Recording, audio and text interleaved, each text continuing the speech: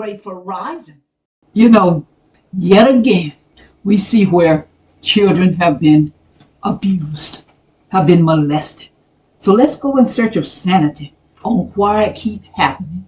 Why so many times it seems like we are complicit, whatever it is, we don't do nothing about it when it happens. And so many times it's happening to our children, and we allow our children to keep going back into these abusive situations. So let's talk for a minute. Come on beneath the cross with me and deal with it. Let's talk about different situations that we allow our children to be in when we know. And I'm talking about those of us who know. Because so many of us do know, and I'm thinking most of us know, if not all of us, we know that our children, something is going on. We may not know exactly what, but we know something is going on.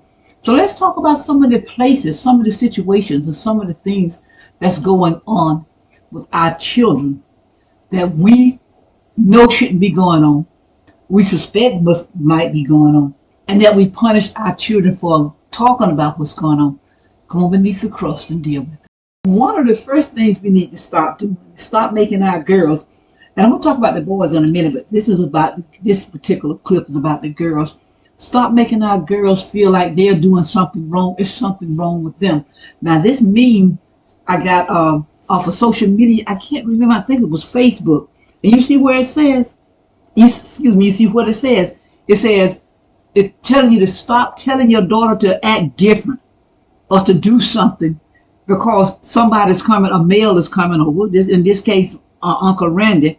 It says to tell Uncle Randy to stop coming over. Tell Randy to stop coming over. And see, this is a big issue that I've witnessed growing up, and I've seen other people do.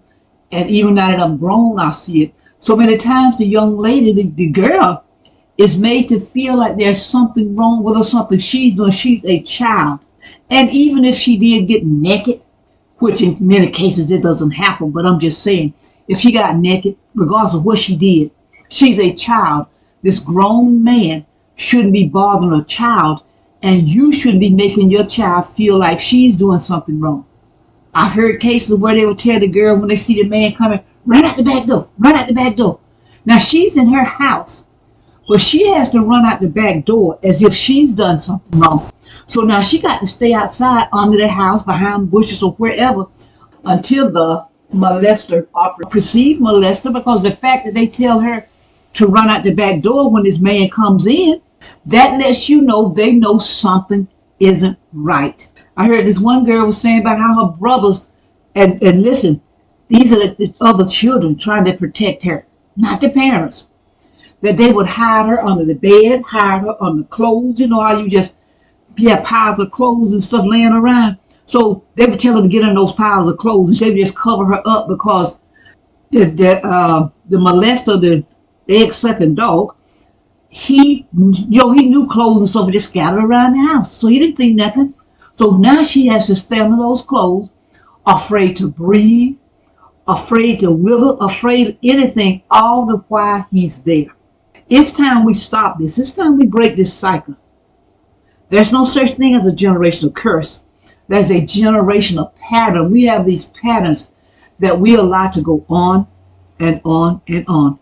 And it's time we put a stop to them. Young girls have been whipped because they tell on the molesters. This is why a lot of times they keep quiet. You say, well, they didn't say nothing. All them years passed. But they get to a point where they feel it's safe not to say something. Again, we got to stop this pattern. And we have to protect our young ladies and tell these men or women to stay the F away from our children and away from our homes. Let's talk about our boys now, because I found out once I was grown and in the field I was working in that so many of our young men were actually being abused as well. Well, young men with their babies. I'm talking about our children. Yeah, I mean the young men too, but right now I'm talking about the little ones. I was so surprised because, we used to talk about the girls being molested and all that. And we didn't really look at the fact that boys were being molested, or messed with, as we used to call it, messing with me, as being abused, I don't think.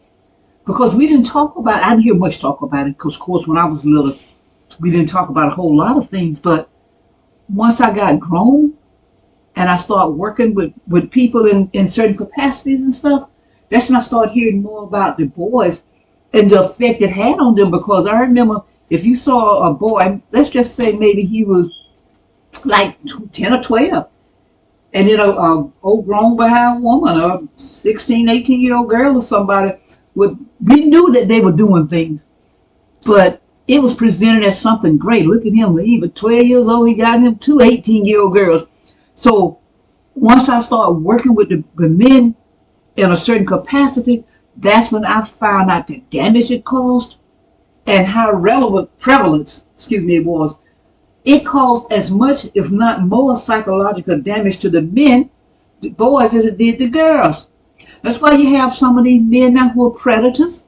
You have some of them who are perverts. I guess the predators are pervert too, but you know what I'm saying. You had them sexual deviancy. A lot of them don't like women right now because of that fact. A lot of them don't like women. A lot of them don't particularly like black women because it was black women who were doing things to them. But they don't like the women. They're perverts. They do all kind of things. They beat on women. They're sexually aggressive. You tell them no, they feel rejected because they had somebody when they was 12 years old, some old rusted dusty, actually just giving in to them. Because come on now, he's 12, 13 years old. Some of them may have tried to resist, but I don't think many of them actually, like the girls, they would try to find ways to avoid the women, the men that were abusing them, and the women too, that were abusing them. But with the boys, I think they would seek it out. Because, let's be honest, even though it was abuse, sometimes it was pleasurable. Because the body is designed that way. And that's another podcast I'm going to talk about how some of us feel guilty because we actually enjoyed the abuse. But we got to protect our young people as well, our young men. It has, as I said, a devastating effect. I remember this young boy told me, he was probably about maybe 21, 22 or something. And you know what he told me? He said, don't trust your women friend around your son. Now this is a young man telling me this. And he told me about the things that his mama women friends did to him as a teenager. And how that messed him up. It actually messed him up. And you got a lot of men messed up right now because grown behind women and men. But see, and I keep saying women and, because they're messing with men. But I'm going to do a podcast about how same sex went on and with the abuse. There were women who actually abused girls. There were men who actually abused boys. But that's a different podcast. Right now I'm talking to families. And that's for anybody, male or female. Protect your children. Protect your boys. That's why we have so many people. And we're going to have to deal with this if we are to heal. Protect your boys. Anybody who's hearing this now with children, young boys, young girls, protect them at any cost. Keep these predators away from your children as much as you can. And when you find out they're predators, have them locked up. And parents, listen. Make it where your children feel safe coming to you. A lot of us didn't go to our parents. A lot of our children didn't come to us because they knew it wasn't a safe environment. And that's something. They're being violated. But they can't come to the parents. They can't come to the adults, anybody. Because then they would be attacked. And sometimes the person would start to abuse them. You telling them about the abuse, and then this person you tell them start to abuse you. But that's a whole nother podcast. So just like we protect our girls, we gotta protect our boys. And some of the men now, when they were talking about it, they were saying when they would go and try to tell it, because some of the boys would try to tell too, that they would be ridiculed and said, "Boy, you crazy? I wished I had somebody doing that to me." Even the grown people they would tell would just look at it like, since they're males, and we wonder why our men have all these issues, why our men don't respect women. But they would be made to feel like something was wrong with them because they didn't want the adult or the older female to bother them. Isn't that crazy? Isn't that crazy? Parents or guardian, adults in charge, stop making your children go around people they don't want to go around. When your child doesn't want to go with someone, there's usually a good reason why they don't want to go. Family reunions. I've heard people talk about how, I'm talking about grown people, grown women, talk about how they were made to go like to family reunions and different things. And here they got to be around the very people who are abusing them, molesting them, doing different things to them. But they're made to go to family reunions, made to feel like something is wrong with them. Let me say this, people. Don't look so hard at the person who don't want to go to the family reunion or who wants to be away from their family. Don't look too hard at them. Look at the family to see why. They don't never want to go around their mom. They don't want to be around their dad. They this, they're that. Every time they have family reunions, they never go. There's a good reason why someone would alienate themselves from their families. And it's not always because of something bad that person did. A lot of times it's because of the family members. They don't want to be around those people. And you have that right. People, and I'm talking to adults now, male or female, you don't have to go around anybody you don't want to be around, unless it's your job to work on a job or something like that. So I want to put that in context. But I'm saying as far as like people you just go around because you want to have fun, you want to play. You don't have to do that. You don't have to do that. Stop making your children go with people they don't want to go with. We were made to go to church with this minister. We wasn't made that you got to do it, but you know how they don't just outright say stuff, but you know you got to do it. Now, in some cases, they made us go, but some time they would just say certain things and you just knew what that meant. But I mentioned this on another podcast, how this minister used to try to have Rex, and you know what the Rex is, with me and my sister. When I was 18, she was about 20. And he said he could take both of us at the same time. And now we were grown young girls. He had no business doing that to us. But at that age and stuff, we were able to defend ourselves. But what about the other young girls who weren't able to defend themselves? What about the children who aren't able to defend themselves?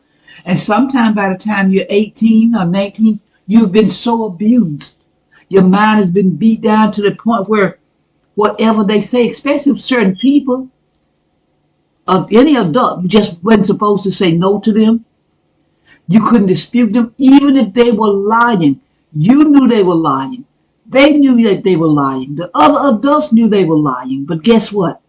You had to go along with that.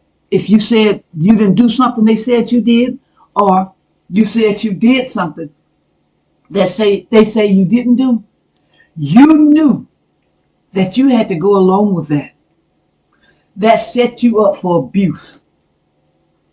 Who you gonna tell? And sometimes they would taunt me with that. Who you gonna tell? Your mama? Who you gonna tell? Because they knew we had adults that lie on us. Now this particular adult I'm talking about, now she didn't sexually abuse us or anything like that.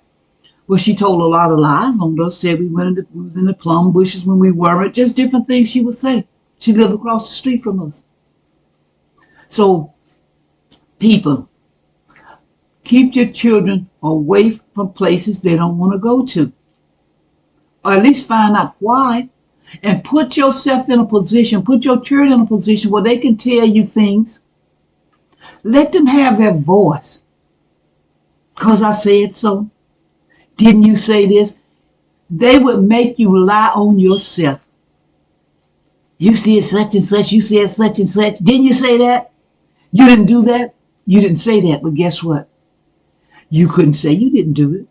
You couldn't say you didn't say it.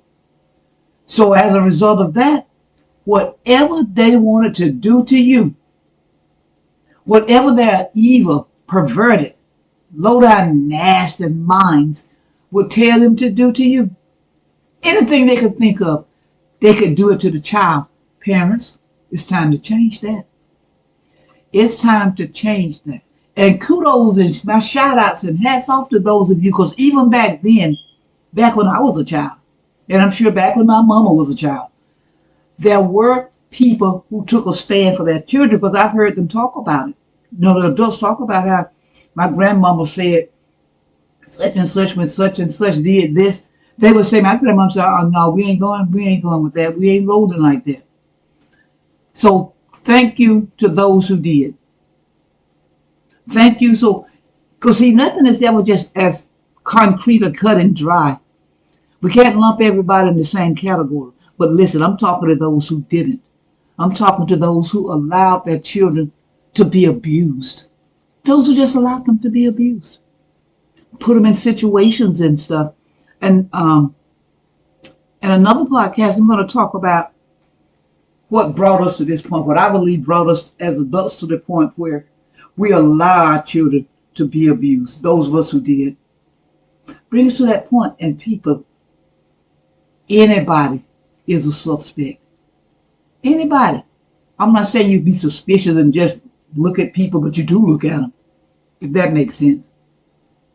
And don't let the fact that people are talking about God, Jesus, present themselves as so pious, don't let that throw you off your game plan, because we do know, well, look at those priests, for instance, but we do know that a lot of times in the churches, that's where a lot of the abuse goes on. Look at what I just said about what happened with my sister and I, and my sister and me. Look at that. So when I say everybody's a suspect, now that don't mean that you just go around with your, what we call the spyglass, looking through, huh? Mm-hmm. That's not what I'm saying. I'm just saying be aware. I had to step to a minister. We were going to this church, and people used to tell me about this guy. Don't let your child, your daughter, be alone with him. Don't let. But the interesting thing was those women would tell me that, but they didn't stop going to that church. And when I found out about it, actually, I didn't stop going either. But they would tell me from day one, when I first started going there, they would warn me. And my daughter came to me and she told me that they had gone over to, what you call it, the parsonage or whatever, the little building outside of the church. And he came to the door, her and a friend, she probably about 14, 15. And both of them, knocked on the door. He came and he was putting his coat on. Because, how back then, I don't know if they still do, but back then, people just, when they came to the door or whatever, they would put this coat on or whatever. Anyway, he put his suit coat on. And one of the girls said, for the girl who was with her said, brother so-and-so putting on his coat, he want to get him a girlfriend. And she said that this man said to them, when I want to get me a girlfriend, I take my clothes off. This is a minister. We're sitting under him. And sad to say, we continue to sit under him. But I went to him and I told him, I said, my daughter told me, and I repeated what she said. And I said, you're not to ever talk to her like that again. Oh no, see, she misunderstood me what I said. I said, there's no misunderstanding that. There's just no misunderstanding that.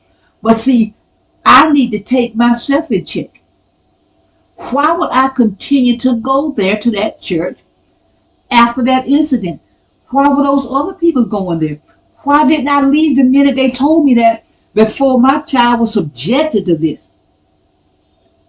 See, parents, we leave our children in certain situations where things will accelerate, escalate. Now, if I wouldn't have said anything to him, there's no telling what he would have said next or what he would have tried to do next. And it's not just the girls. But that's a whole nother podcast where I talk to men who said they were abused by the clergy. And we're not talking about these priests, we're talking about these other folk. The Jehovah's Witnesses, the Church of Christ, the Baptists, the Methodists, all these different churches, and where our children are just fodder. And then what you give the cows, well, they food. And so many times, we put our children in these situations. We allow our children to be in these situations, and for different reasons. And I don't know why I didn't leave. I honestly don't know why. People, and I'm being honest, I wouldn't tell you a word of lie. I have looked back on that. I've agonized over that. Why did I even leave my child in that situation where she had to deal with that? She should never have had to deal with that. Why didn't I leave? Why do we do that? Why do we stay? So that's why I'm telling you, parents, let's get our children out of these situations. Family reunions. If they don't want to go, don't make them go. babysitters. And so many times we just want to get rid of our children, so we'll put them out with anybody. Let's start to look at this. And this is part one. I'll do a part two. This is a part of a series, a whole series that I'm going to be doing at Aim to Purpose. Louise Hicks, she's going to be working with me, doing some podcasts with me on this subject as well, because she has some great things she wants to share. Aim to Purpose. Go over to her channel if you're so inclined. And parents, adults, guardians,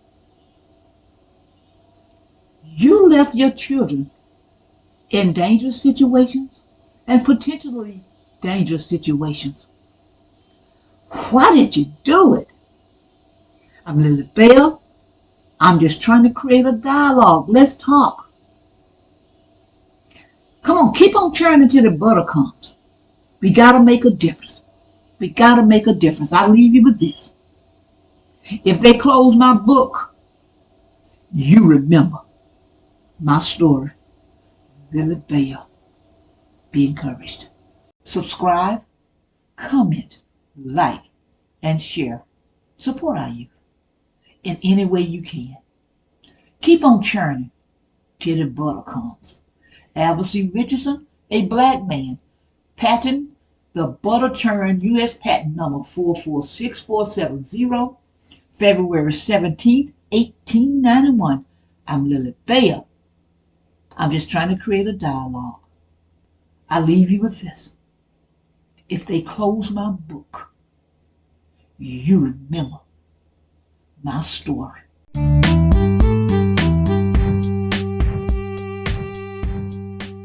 A Nat Turner Runner production. Lock and load. Lily Bell. Be encouraged.